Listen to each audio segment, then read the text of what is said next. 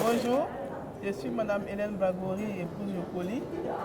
Je suis le point focal national SWA pour la Côte d'Ivoire et directrice de l'assainissement en milieu rural au ministère de l'Hydraulique, de l'Assainissement et de la Salubrité. Bonjour, je suis le colonel-major Walou Koulou, au séjour, directeur général des ressources en eau au ministère des eaux et forêts en République de Côte d'Ivoire. Je voudrais remercier l'entrée de jeu SWA pour l'opportunité que nous avons de parler de la situation de l'assainissement et de l'hygiène en Côte d'Ivoire, l'accès aussi à l'eau potable. Alors aujourd'hui, nous avons le ministère de l'Hydraulique, de l'Assainissement et de la Salubrité. Et en tant que directrice de l'assainissement en milieu rural, il faut dire que nous avons un problème d'accès à l'assainissement. Le taux d'accès était très faible, ainsi que le taux d'accès à l'eau potable.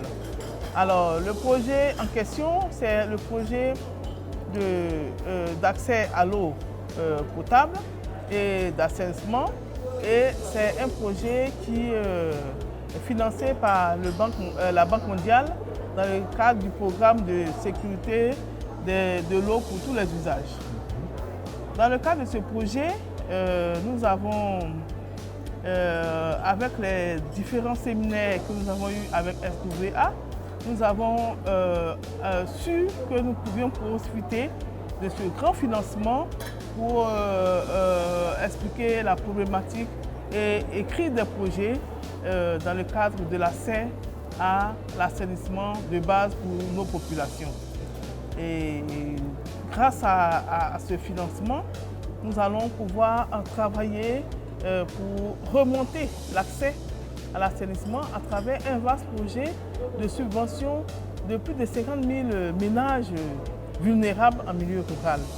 Dans le cadre de ce projet, le volet genre n'a pas été oublié, puisque les femmes de ces villages, je voulais dire que ce projet concerne 11 régions de la Côte d'Ivoire. Et dans le cadre de ce projet, la gestion des ordures, des déchets solides sera confiée aux femmes, ainsi que la gestion de l'hygiène dans les ouvrages sanitaires. Nous avons conçu un projet très ambitieux qui s'appelle le Saniabo, qui veut dire la maison de l'assainissement.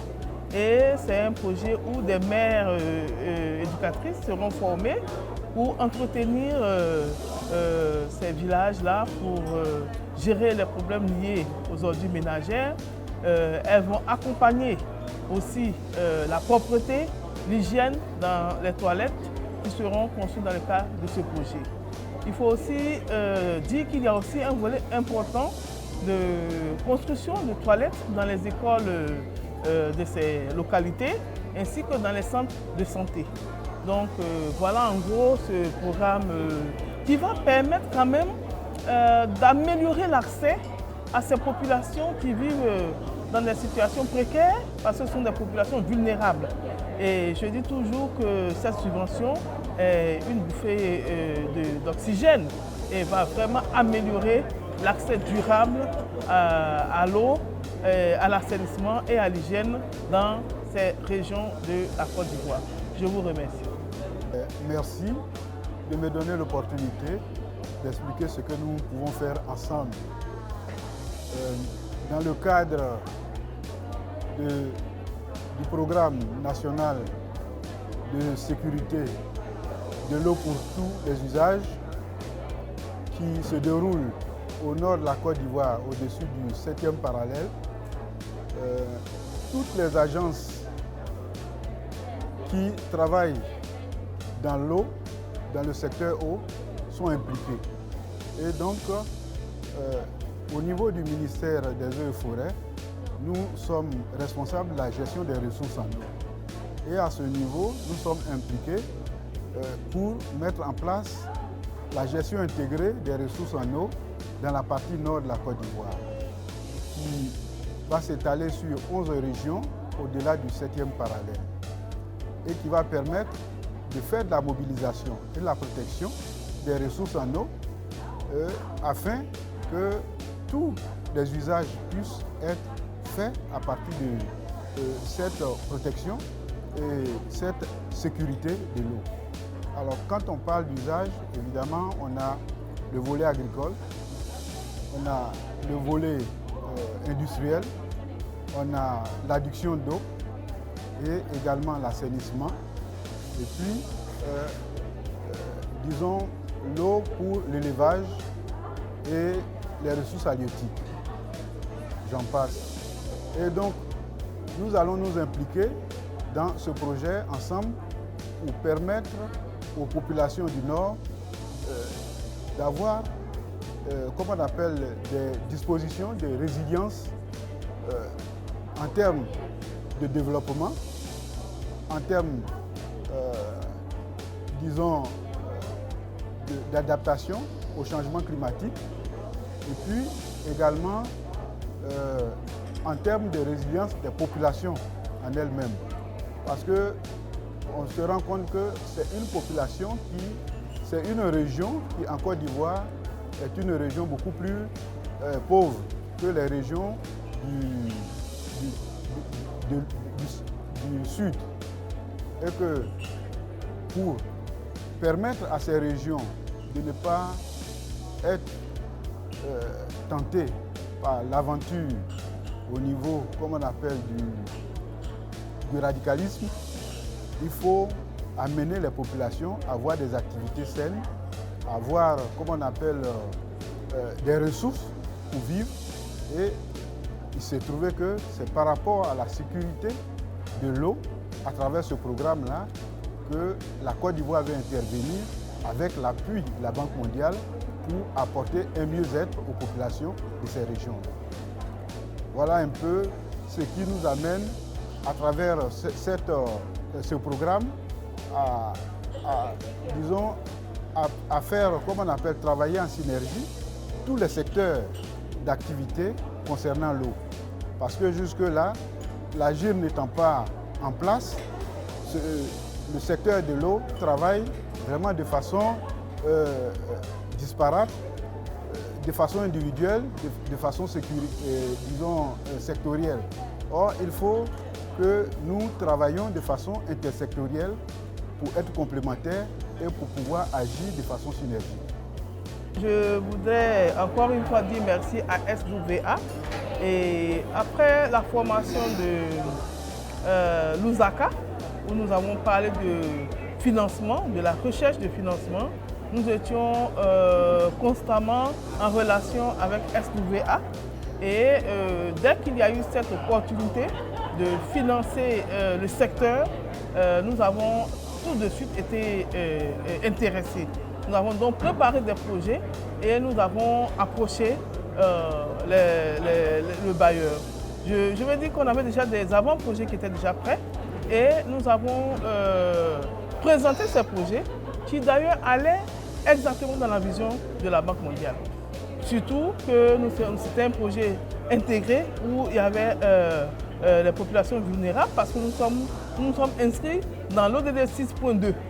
Et à travers l'ODD 6.2, il fallait un appui aux populations vulnérables, un appui aux femmes.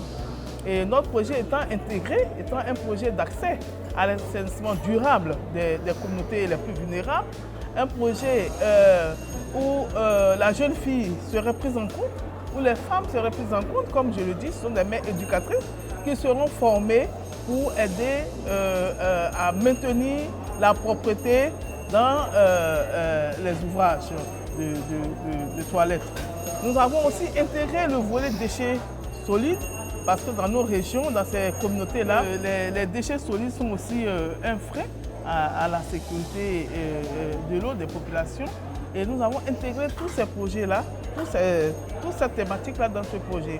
Alors nous avons eu ce financement de un peu plus de 20 milliards de francs CFA qui sera sur 5 ans et qui va nous permettre d'aider la communauté à avoir plus de 50 000 latrines durables pour les ménages et aussi à construire des toilettes aux normes améliorer dans 200 écoles, dans 100 centres de santé.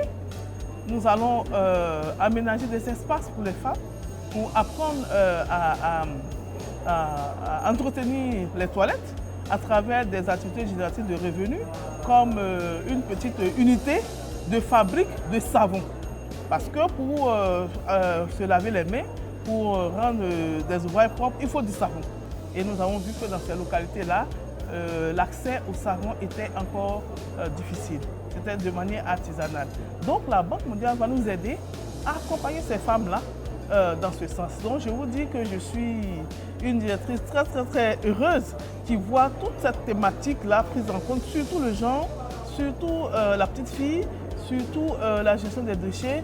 Et vraiment, nous remercions vraiment la Banque mondiale pour l'opportunité. Nous sommes déjà, le projet commence à partir de 2023 et nous avons déjà commencé à travailler avec la banque pour vraiment que ce financement-là, nous puissions l'optimiser pour avoir d'autres financements plus tard. Merci.